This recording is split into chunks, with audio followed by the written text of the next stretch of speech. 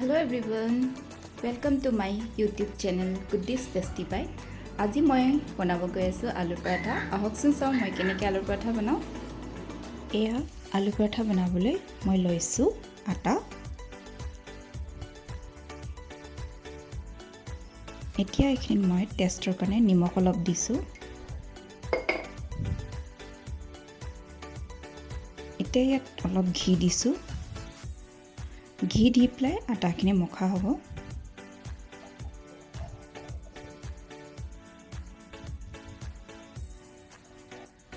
আপোনালোকে ঘি জেগাত ৰিফাইনো দিব পাৰে। এতিয়া গোটেইখিনি দিয়াৰ পিছত ধুনীয়াকৈ মাখি লওঁ। এতিয়া বৰ্তমান পানীটো নিদিওঁ। এতিয়া ঘি আৰু নিমখটো দিয়ে ধুনীয়াকৈ আটাখিনি মাখি লৈছোঁ।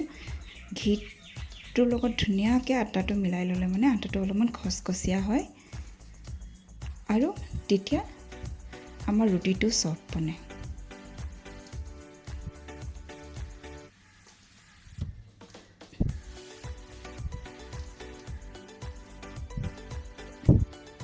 পানীখিনি একেলগে নিদিওঁ, অলপ অলপকৈ দি পেলাই মাৰিম।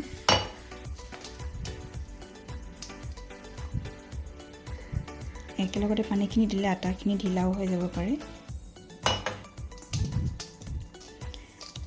আটাৰ যোনটো আমি ড'টো বনাম সেইটো বেছি টাইটো হ'ব নালাগে, বেছি চফ্টো হ'ব নালাগে। পৰঠা বনাওঁতে যদি বেছি চফ্ট হৈ যায় তেতিয়া আলুৰ ষ্টাফিংটো ভৰালে বেলা সময়ত ৰুটিটো ফাটি যাব পাৰে।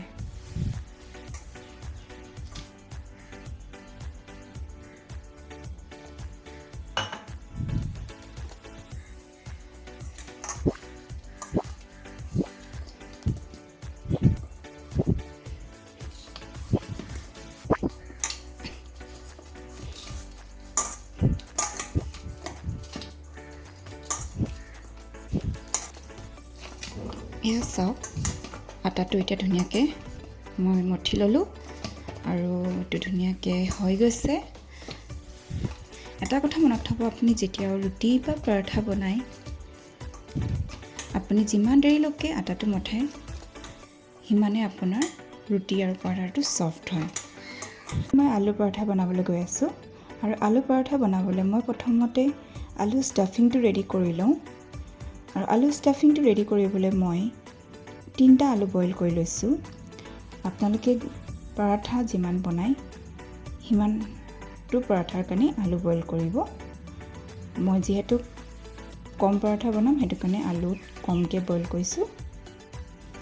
এতিয়া মই প্ৰথমতে আলুখিনি পিটিকি ল'ম। আলুখিনি পিটিকিবৰ কাৰণে আপুনি পটেটো মেছাৰ এটা পায়, সেইটো ইউজ কৰিবৰ কাৰণে পাৰে, কিন্তু বৰ্তমান মোৰ ওচৰত সেইটো নাই, সেইটো কাৰণে মই হাতেৰে কৰিম।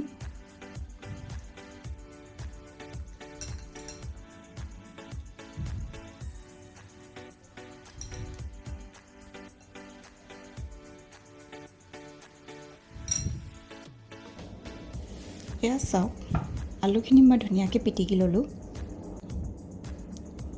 এটা কথা মনত থ'ব, যেতিয়া আপোনালোকে আলুটো পিটিকে সেইটো অলপো গোটা গোটা হৈ থাকিব নালাগে, কিন্তু ধুনীয়াকৈ ভাঙি যাব লাগে। নহ'লে আপুনি যেতিয়া ৰুটিটো বেলিব তেতিয়া আপোনাৰ ৰুটিটো ফাটি যাব পাৰে। এতিয়া মই ইয়াৰ লগত অলপ পিঁয়াজ দিম।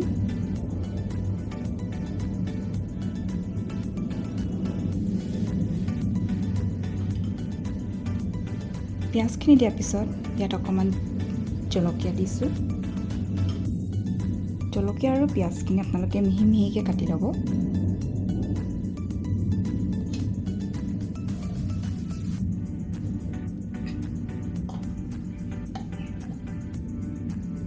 এতিয়া ইয়াত মই অকণমান ধনিয়া দিছোঁ।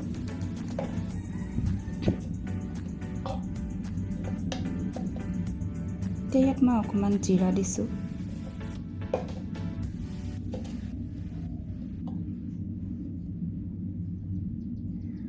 এতিয়া ইয়াত মই গৰম মছলা অকণমান দিছোঁ। এতিয়া মই ইয়াত ৰঙা জলকীয়া গুড়ি অলপ দিছোঁ। এতিয়া নিমখ অকণমান দিছোঁ। নিমখটো বেছি নিদিব কাৰণ আটাটো মঠতেও নিমখ দিয়া হৈছিলে। এতিয়া গোটেইখিনি দিয়াৰ পিছত ধুনীয়াকৈ আকৌ এবাৰ মিক্স কৰি লওঁ।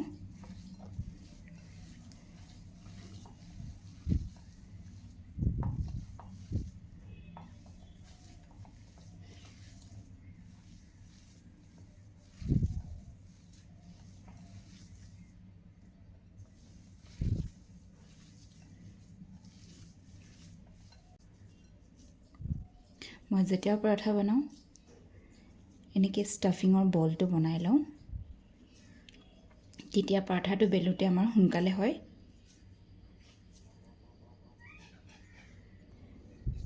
ইয়াত দেখিছে বলটো বনিলে, তো মই এতিয়া ছাইডত প্লেট এখনত থৈ দিছোঁ। বলৰ চাইজকেইটা একে সমান কৰিব।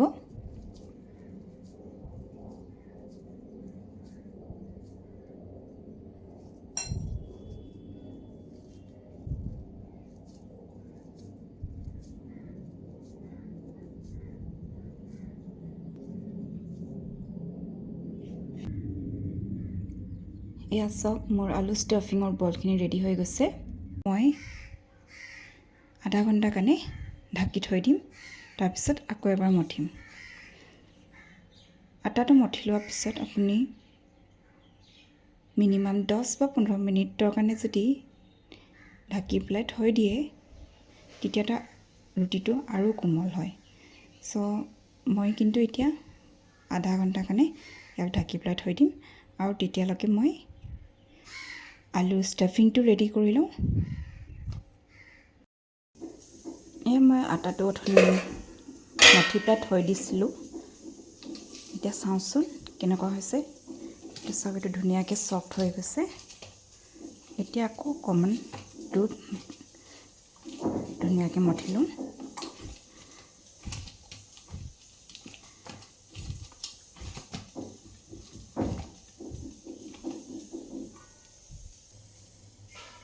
এতিয়া এই আটাখিনি এক সমানত ধুনীয়াকৈ গুলি বনাই লওঁ। দেখিছে, যিহেতু এইটো আলু পৰঠা হয়, ইয়াৰ লাডুটো অকণমান ডাঙৰ হ'ব লাগিব। তেতিয়া ইয়াৰ ভিতৰত আমি ষ্টাফিং সোমাম।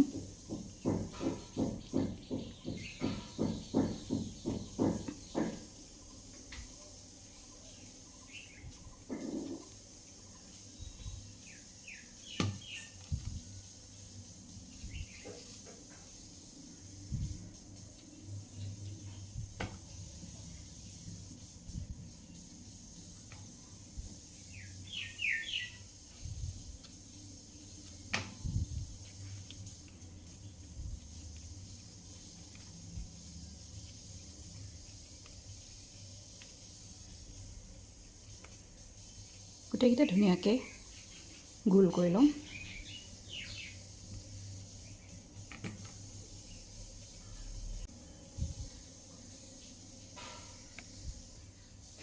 এইকেইটা মই ধুনীয়াকৈ গোল কৰি ল'লোঁ। এতিয়া ইয়াত ষ্টাফিং সোমাবলৈ মাজত অলপমান হেঁচা দি গাঁত কৰি লওঁ।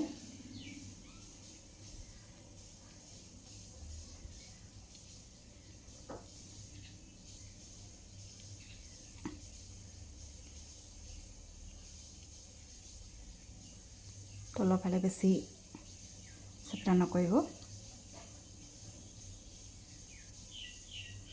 এতিয়া ইয়াৰ ভিতৰত আমি ষ্টাফিংটো সোমাম।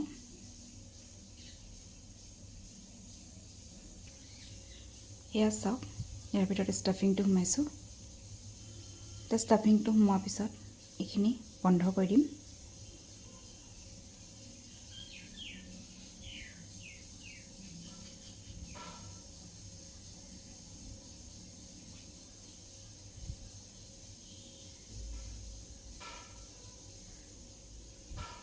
গোটেইখিনি প্ৰথমতে এনেকৈ ৰেডি কৰি ল'ম, তাৰপিছতহে বেলিম।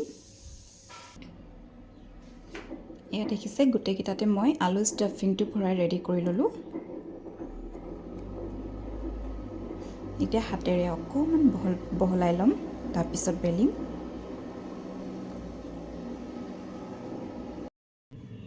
এয়া দেখিছে, মই এতিয়া আটাটো বেলিবলৈ লৈছোঁ। আটাটো বেলাৰ আগতে যিমান পাৰে আটাটো হাতেৰে বহলাই ল'ব।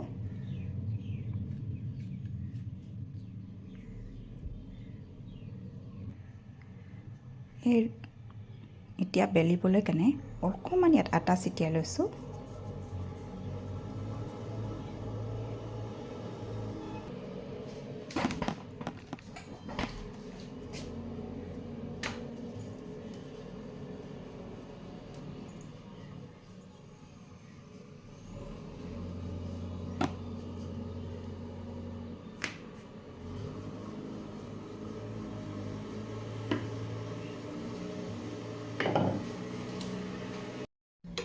এয়া চাওক, এতিয়া মই ৰুটিখন বেলেগ ফালে পাল্টি কৰি দিছোঁ।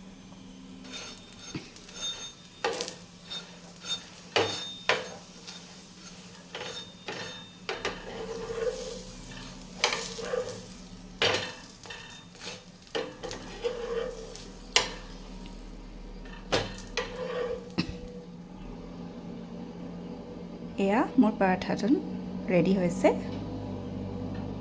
এতিয়া এইখন ধুনীয়াকৈ প্লেট এখনত ওলাই লৈছোঁ। এয়া চাওক, মোৰ আলু পৰঠা ৰেডি হৈ গ'ল।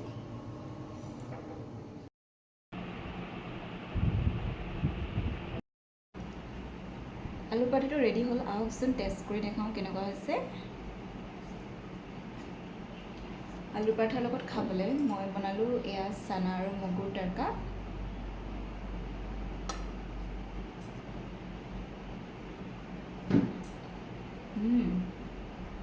মজা হৈছে। আপোনালোকে ট্ৰাই কৰি চাব।